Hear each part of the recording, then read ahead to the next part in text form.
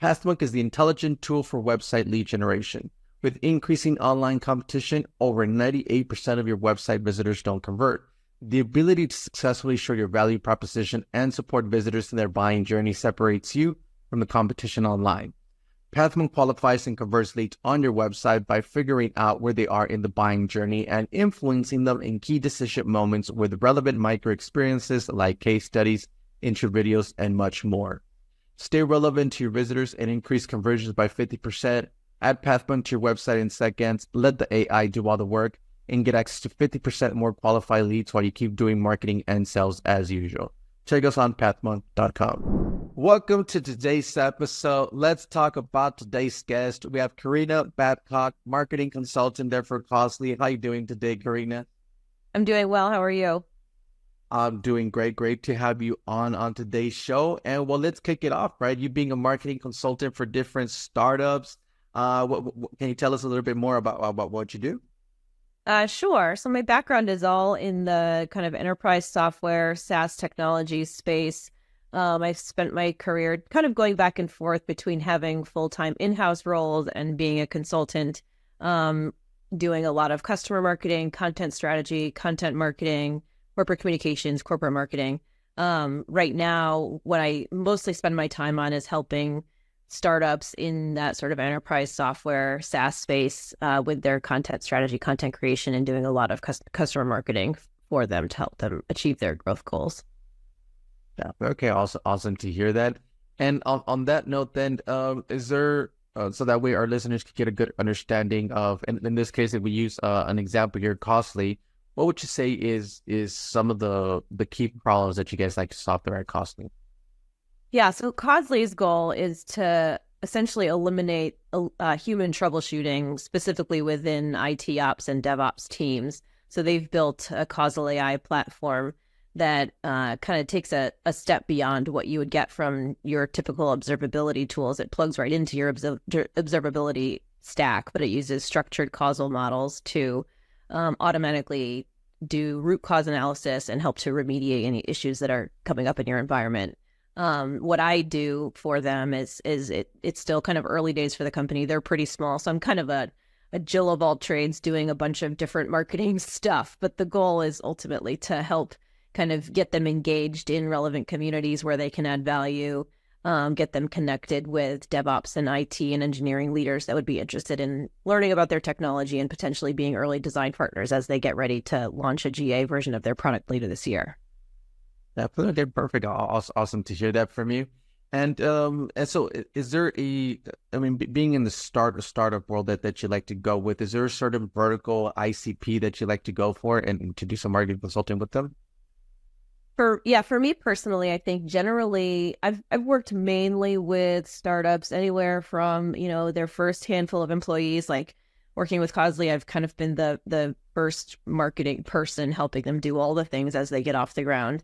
Up to, I would say my sweet spot is like companies that have about 1,000 employees. So kind of like that early growth phase where you need to be able to wear a lot of hats, do a lot of things, but you need to be able to kind of like both think strategically, but also execute and get the dirty work done and not be afraid to like dive into the details and tackle a bunch of stuff.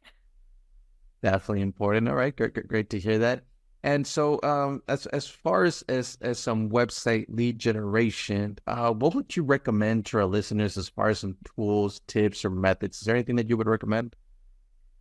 So I would say generally my focus areas tend to be a lot more on the organic side as opposed to like paid media or, digital sponsorships and things like that. So my background is a lot more around like trying to engage with people organically, finding them in the communities they're in, figuring out how we can get conversations going in relevant Slack channels or LinkedIn groups or Reddit threads even.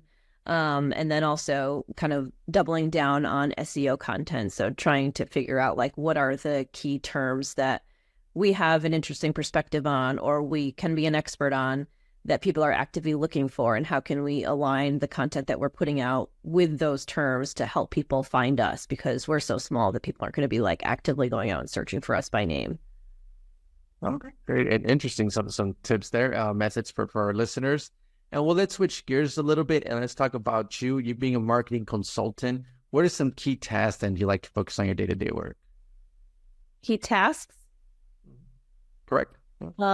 So I guess I spend a lot of my day kind of seeing how we can make the most of the content that we have. So you don't, just kind of building a steady drumbeat of communication and engaging with people across many different channels and making sure, especially when you're working with a small team, you don't have a lot of resources.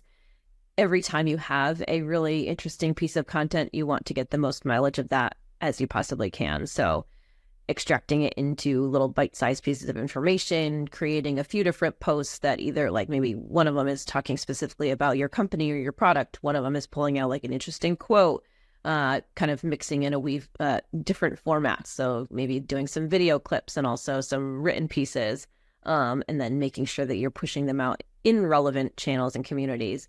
Not sounding spammy, but maybe like engaging people in conversations and discussions and LinkedIn groups or on Reddit threads, and then finding other avenues that are okay to more promotional posts where you're specifically posting about the company that you work for or your product, but kind of like finding that nice balance and making sure that you're getting the most mileage out of every piece of content that you have, because you have kind of limited bandwidth and resources on the team. So it's not like you're just like creating tons of content every single day.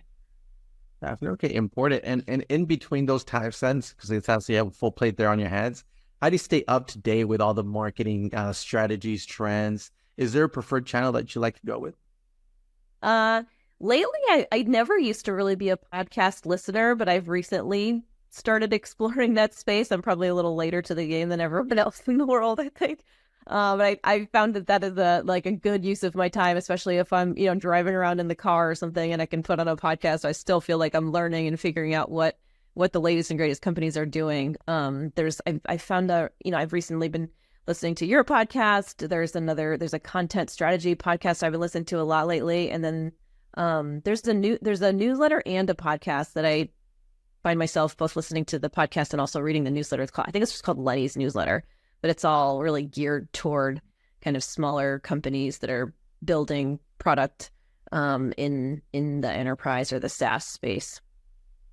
Okay, perfect. Awesome. So great there. Podcasts are always nice. So it's good that you're jumping into that as well. And well, let's jump into our next section here then, Karina, which is our rapid fire question rounds. Are you ready for them? Sure. Perfect. Awesome. Well, then first off, Karina, what is the last book that you read? I admit that I don't read as many books as I would like. I feel like I only end up really reading books when I'm on vacation. But the last time I was on vacation, I read The Bonfire of the Vanities by Tom Wolfe, which is kind of I probably normally wouldn't even pick it up and read it, but I didn't have a book. My husband had one in his backpack, so I read it and I actually liked it. It's kind of it's a fiction book that sort of gets into the different societal classes in New York City. I think it takes place in like the 80s, and it actually is pretty interesting. Oh, perfect. Awesome. Great too. It's always different types of books that people think, oh, it's all about business or it's all about science fiction. So it's great too. Yeah. Definitely. Next up then, Karina, is if there would be no boundaries in technology, what would be that one thing that you want to have fixed for your role as a marketer today? I think one thing that would be useful is a more efficient way of going through like long form content, like videos and white papers and things like that, and pulling out little bite-sized pieces and clips from them that you can use across the different social platforms. I think there are different tools and technologies that have come out in recent years that definitely help with that, but they still need a lot of oversight. And I find that some of the things that they pull out automatically are like not that insightful, where like you want to have something that actually has some personality and is actually like compelling and interesting and unique. So having a little bit more improved tools in that space would be useful. Okay, awesome. Great to hear that. Next then is, if there's one repetitive task that you could automate, what would that be? For me as a consultant, I think just being able to better and more automatically keep track of like what hours I'm spending with which client. Like I think that tends to be manual, and at the end of the day, I end up like just going back and looking at my calendar to figure out like how did I divide my time today, especially when you're trying to make sure that you're allocating the right amount of time to each client. So I don't think that there's a great way to automatically do that, at least not that I'm aware of, but that would be really helpful. That would be really helpful. I totally agree with you. And Karina, lastly then is, I mean, you have a lot of experience already in the marketing world, but what is that one piece of advice that you would give yourself if you were to restart your journey as a marketer today? I think the thing that I would say to myself is not to be afraid to speak up and to trust my instincts. I think when I was earlier in my career, and even not that long ago, I think sometimes I people fall into the trap of taking what leadership says or wants to do as kind of gospel and just going with it, even though like your instincts are like, I don't know if that's a great idea, or like maybe I would do this differently. And then afterwards, I feel like it ends up turning around and they end up doing what you wanted to do in the first place anyway. And you're like, I should have been louder. I should have trusted myself. I should have stuck to my guns. And then, maybe we would have cut out some of the time spent or unnecessary toil on any particular project. But yeah. Perfect. Awesome. I mean, definitely some great advice there, not just for yourself, but for our listeners as well. And Karina, we are coming to the end of the show here, but before we do end, I do want to give you the last word. If someone forgets everything about the interview today, what is that one thing they should remember about you? Content is king. Perfect. Yeah, I mean, it definitely is, right? I think marketing has evolved, or it's always evolved, but they pushed it to the side, but it's always been there. So content is great for everybody. Well, Karina, thank you so much for being on with us today. I do appreciate it. And to our listeners, thank you so much for tuning in. And I'm looking forward to our next episode at Pathmonk Presents. Thanks a lot, Karina. Thank you.